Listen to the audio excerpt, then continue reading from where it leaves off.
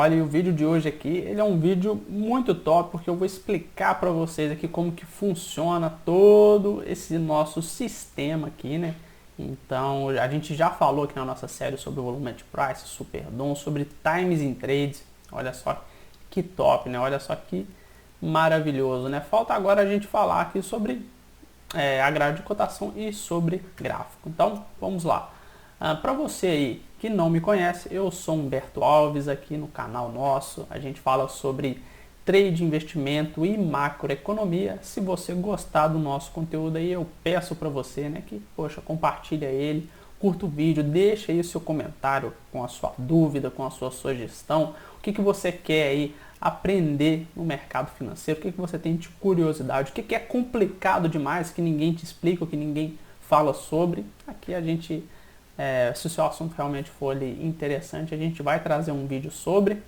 E no vídeo em específico de hoje, vamos falar de grade de cotação. E o que eu observo nessa grade de cotação que é tão importante e tão valioso aqui, que dá todo sentido para a gente operar no mercado. Por quê? Porque se você não estiver olhando as informações corretas aqui na grade, você vai ter dor de cabeça, meu irmão. Você vai ter dor de cabeça demais.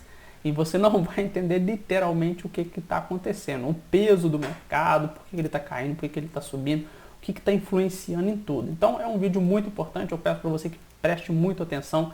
A gente vai ter basicamente aqui uma aula sobre economia. Então essa é a parte econômica, essa é a parte macro aqui do mundo de trading, que basicamente é os olhos, né, do operador, ou pelo menos deveria ser, e às vezes o pessoal não dá o devido peso aqui, não dá a devida importância, e aí acaba se complicando no mercado, tranquilo?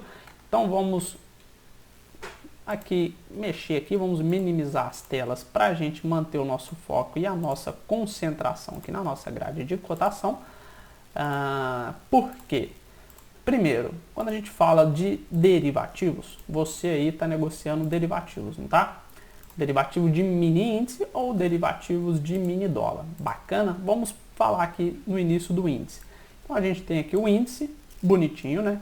Que índice a gente tem aqui? A gente tem o famoso Ibovespa, né? Então dá para aumentar essa... Acho que dá para aumentar, né? Eita, nós nem sei o que ele faz não.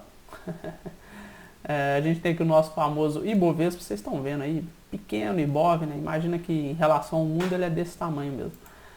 E aí a gente tem aqui um derivativo desse contrato, ou desse índice, né?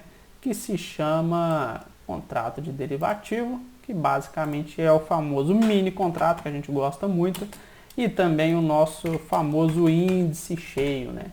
Então o WIN e o WIND, né?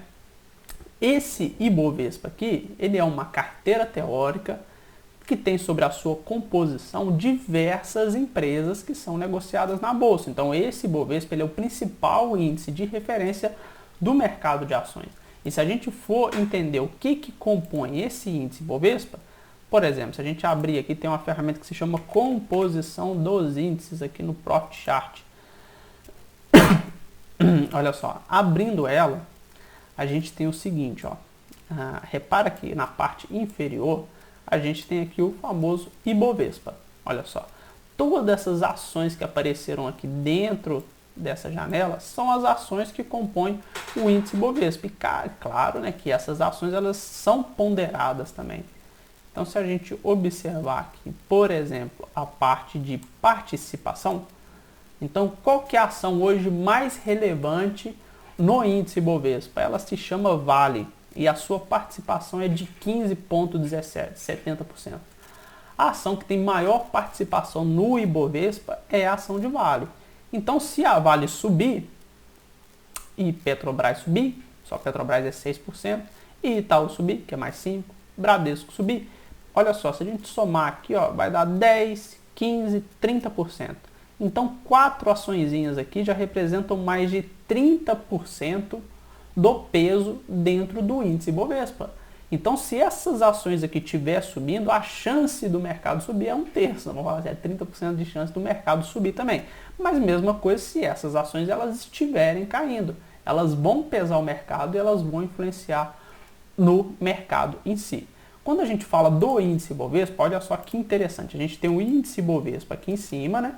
que é essa carteira teórica aqui, composta de várias ações. Então a gente tem Vale, a gente tem Banco, a gente tem B3, a gente tem Ambev, a gente tem Hapvida, a gente tem BBAS, a gente tem VEG, a gente tem Rente, SUSB, a gente tem Redditor aqui, a gente tem Lojas Renner, CSN, ações de mais e ações de diferentes setores.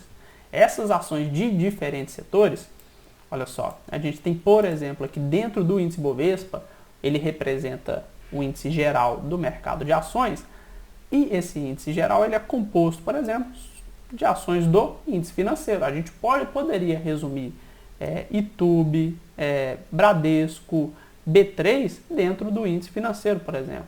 Da mesma maneira que a gente poderia também colocar aqui o índice imobiliário, um índice de consumo, o índice de materiais básicos, o índice de utilidades e o índice de elétricas. Por quê? Porque esses são os principais setores da economia brasileira e esses setores estão representados dentro do índice Ibovespa, que é o principal índice do mercado de ações brasileiro. Então, vocês já começaram a pegar a ideia. Em vez de eu ficar observando as ações líderes, que a gente tem aqui, olha, 1, 2, 3, então vamos lá. Imagina que no setor financeiro, né, a gente tem Itaú, a gente tem Bradesco, a gente tem B3 e por aí vai, ó. Em vez de eu ficar aqui observando essas várias ações, e no fim das contas a gente vai ter o que aqui? A gente vai ter aqui que monitorar para a gente entender mais ou menos o que está acontecendo, onde está a distorção na economia, né?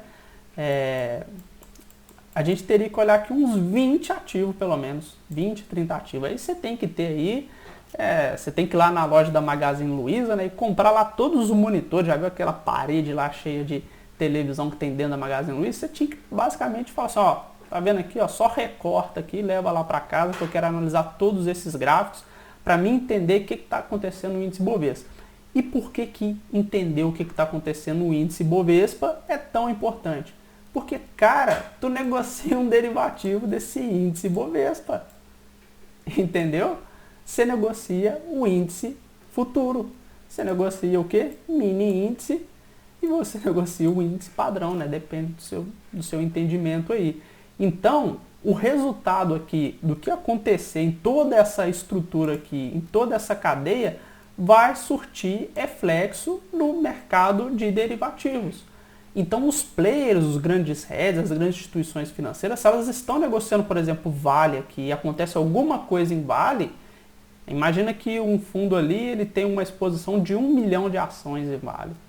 Ele não vai conseguir negociar essas 1 milhão de ações que dá um volume financeiro de mais ou menos, estou chutando, 1 bilhão, 2 bilhões de reais, ele não vai conseguir negociar 2 bilhões de reais em 10 minutos. Não tem liquidez suficiente. O que ele faz? Ele entra vendido primeiro no mercado futuro, enquanto ele vem desfazendo aqui a operação dele no mercado à vista. Então ele vai sempre equilibrando, ó, pum, dá uma lambada lá, ele não vai conseguir. Aí ele já trava aqui e vem desmontando a operação até chegar num ponto zero. Ó. Então esse aqui é um hedge de delta, por exemplo, né, que eu estou fazendo uma analogia aqui. Mas é igual eu expliquei para vocês também. Então olha só, se 4 ações aqui representam praticamente 30% do peso do índice Bovespa, eu poderia estar acompanhando essas 4 ações.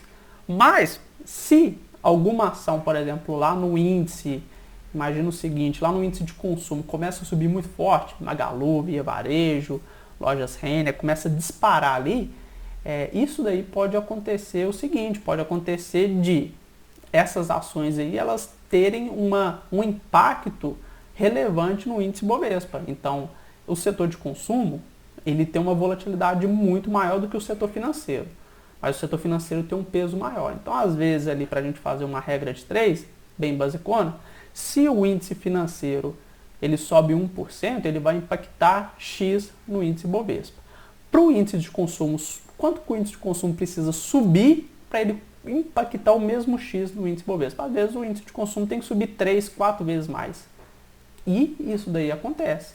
Então, ficar de olho também nos demais setores e aprender essa questão de ponderação aí é muito relevante para a gente que negocia índice futuro. Então, por exemplo, hoje, no dia de hoje, a gente tem as ações da Vale caindo aí seus 6%. Então, a gente tem aí uma atuação, né, um cenário externo um pouco embaçado devido à China, minério, e também tem o petróleo que está caindo. Resultado disso, a gente tem a Vale e a Petrobras caindo muito forte. Então, poxa, se a gente fosse seguir, por exemplo, aqui só a Petro e a Vale, eles estão caindo aqui na média aqui uns 4%. O índice hoje está caindo 1%. Fala assim, Humberto, poxa, o que está acontecendo aí? Por que está caindo 1%? Porque a gente tem, por exemplo, ações de elétrica segurando a onda, está aqui no 0 a 0. A gente tem ações do setor de utilidade básica, também aqui próximo do 0 a 0, segurando a onda. E a gente tem também ações do setor financeiro aqui, segurando a onda. Olha só. Então, por exemplo, aqui B3 está subindo 4%. Só B3 está subindo 4%, para compensar, às vezes, uma queda de Vale, ó, ou de Petro, né? Ou alguma coisa do tipo. BBAS está subindo aqui também seus quase 6%. A gente tem VEG aqui, né? Subindo, no caso aqui na semana, né? Subindo aqui seus 5%, até fazendo a análise da parte semanal aqui. Mas a lógica é basicamente essa. Então, a gente observa os demais setores, financeiro, materiais básicos, imobiliário, consumo elétrico, para a gente ter ali uma visão ampla do que está acontecendo na nossa economia. Por isso que a gente tem, por exemplo, essa primeira grade de cotação aqui, e são esses elementos que vão influenciar diretamente o nosso índice futuro. Então, se infelizmente aí, o setor de materiais básicos cair, junto do setor financeiro, isso aí vai pesar sim o mercado, entendeu? Vai pesar o mercado e às vezes o mercado não vai voltar naquele dia. A não ser que aconteça uma reação dentro desses setores aqui, beleza? E quando a gente fala de dólar, algo que impacta diretamente aqui na parte macroeconômica, né, se dizendo assim, a gente tem, por exemplo, aqui o índice, a gente tem aqui as principais curvas de juros, né, de 2023 até 2029, e a gente acompanha essas curvas de juros, por quê? Porque elas são expectativas futuras. Juros é preço, entendeu? Então, preço do dinheiro no tempo. Vamos falar assim que não existe, não vou falar que existe nada assim, porque depende, né? Tem dias que, por exemplo, agora aí a inflação é muito importante, mas tem épocas que os juros é muito importante, tem épocas que a taxa de câmbio é muito importante, tem épocas ali que a questão fiscal, né, influencia ali, por exemplo, no CDS ali também tem um pouco mais de importância, né? Mas vamos falar assim que os juros, ele é um reflexo futuro da precificação do dinheiro. Mas se a gente fosse penalizar assim, ou se o mercado fosse penalizar agora, seja, vamos falar assim, qualquer país, por exemplo, o Brasil aqui, ele iria penalizar no futuro as taxas de juros, mas agora, se ele fosse penalizar, ele ia se expressar através da taxa de câmbio. Então, a taxa de câmbio e a taxa de juros são duas coisas que andam muito juntinhas. Se a gente tem toda a curva de juros subindo ali, em tese, né, está subindo por algum motivo. Então, seja, às vezes, um risco político, seja algum risco econômico, seja algum risco fiscal, né, por exemplo, ou seja até um risco empresarial, alguma coisa está acontecendo que o dinheiro está ficando mais caro no tempo, né? E esse dinheiro ficando mais caro no tempo significa risco. Por quê? Porque se tivesse tudo bem, os juros estariam mais baratos. Mas se as coisas estão ficando ruins ou cada vez piores, os juros vai subir. E aí, o gringo, o investidor, assim, vendo o risco subir, vendo a dificuldade de se negociar ali subindo também, né, ele começa ali a cascar fora do Brasil ou vice-versa, né? Então, a gente tem mais ou menos assim um trade-off com isso. Então, imagina que você olha ali a taxa de juros e você vê ali, né, as consequências, você vê ali a parte do risco, né? Então, o que realmente está complicado ali na nossa economia. E você olha para a taxa de câmbio, você vê o resultado imediato agora disso daí. Então, se o risco aumenta, o câmbio tende a ficar mais sensível e tende a subir também. A gente é penalizado aqui, por exemplo, com a taxa de câmbio lá em cima. Então, os juros podem subir, a taxa de câmbio vai subir também, e a gente vai ser penalizado, por exemplo, nas commodities, a gente vai ser na parte de importação e exportação, né? A nossa balança comercial também vai ser impactada, e aí começa uma série de eventos ali em cadeia, né? Mas a princípio aqui, imagina que eu olho esses índices para mim tentar entender o que está acontecendo dentro do Ibovespa. Por quê? Porque eu tenho um monitorzinho. Cara, eu não consigo ficar olhando todas essas ações. Mas pelo menos os índices, já que dentro do Ibovespa eu tenho apenas ações líderes, e elas também são líderes nos seus setores e também nos seus segmentos, se eu observar aqui os principais índices, entender que o setor de maior peso é o setor de materiais básicos, depois financeiro, imobiliário, consumo, elétrico, utilidades, show de bola.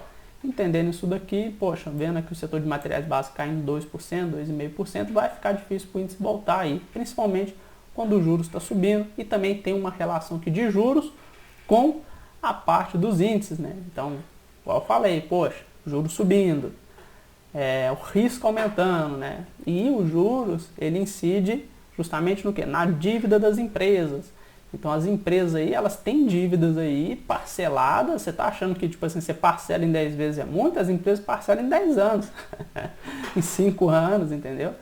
Então essas empresas aí pegam bilhões de reais aí em empréstimo para fazer investimentos aí e tudo mais. E quando os juros começam a subir, a dívida dessas empresas também começa a subir. E o custo de capital, o custo da dívida, começa assim a pesar ali no valuation dessas empresas. Então geralmente quando a gente tem o juros subindo, e se isso daí realmente cruzar ali com a questão do risco, a gente vai ter também a taxa de câmbio subindo junto e consequentemente impactando aqui o mercado de bolsa de valores, né? O mercado de ativos imobiliários. Então esses ativos aqui eles vão ser depreciados, sim, beleza? Então fica aí um pouco dessa reflexão, saiba que aqui na grade de cotação observar que parece simples, mas não é. Tudo que eu estou te mostrando aqui tem muito peso, tem muita relevância, é muito conhecimento empregado aqui, é algo extremamente sofisticado e poxa, você está aprendendo aí o que um profissional olha no mercado financeiro. Então vai ser simples, né? Não é compra aqui e vende na resistência. Se você for negociar um volume tipo uns 50 milhões por dia, aí é bom você ter certeza do que você está fazendo, é bom você estar muito bem fundamentado naquilo que você está fazendo. Caso contrário, né, as coisas vão se complicar aí no médio e longo prazo, né? Fica aí a dica para vocês aí. Eu observo sim a curva de juros, eu observo aqui os principais setores da nossa economia e tá tudo conectado ali em uma coisa só, e isso daí é fenomenal. Tranquilo? Tamo junto aí, esse foi o vídeo de hoje, explicar para vocês o que eu olho nessa parte econômica, essa parte microeconômica, essa parte macroeconômica. Vídeo simplesmente sensacional aí, parece simples, mas é o que dá sentido ali, a parte objetiva, né? Objetiva não, mas é a parte, vamos falar assim, que você vai olhar para o mercado, você vai ter um rumo, né? Então, poxa, tenho aqui que operar na compra, eu tenho aqui que operar na venda com base nesses fundamentos econômicos, porque o cenário posto à mesa para o dia de hoje é esse daqui e não adianta chorar. Se eu quero comprar, se o cenário mudar amanhã, eu passo a comprar, mas o dia de hoje é venda, é sentar o dedo na venda. Tamo junto aí, pessoal. Até o próximo vídeo.